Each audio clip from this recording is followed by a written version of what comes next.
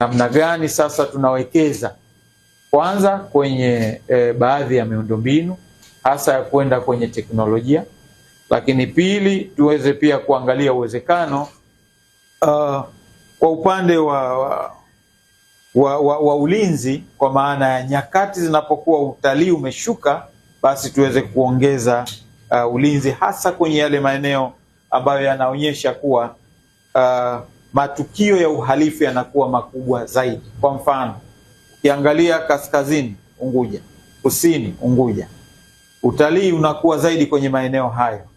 Kwa hiyo athari kubwa iko maeneo hayo. Kwa hiyo kwa nyakati hizo, maana yake tunapaswa kuwekeza nguvu kubwa zaidi kwenye hayo maeneo. Mheshimiwa, nimesema niseme tu hilo, lakini kwa eneo la ubakaji ni busara pia tukaangalia vichocheo au vishawishi.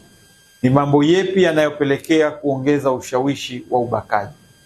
Kando na lile aliloshauri Katibu Mkuu la utoaji wa elimu, lakini tuna haja ya kulitazama eneo hili. Kwa mfano, kwa baadhi ya vijiji kuna watu wanaonyesha television za jumla au za public au kwa fedha, kwa michezo ile, michezo gani wanaita.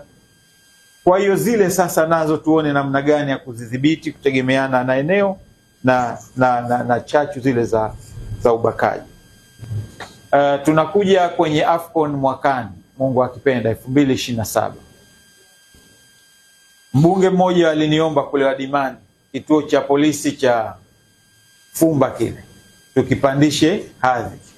Kwa sasa tumeomba kwenye jeshi la polisi tuweze kujua kinahitajika kipandishwe kwa daraja lipi, ili kusudi tuone kwamba tunakuja kukabiliana na hilo suala la AFCON, na hasa kule ndio kutakuwa na kile kiwanja kikubwa wakati tunaelekea huko.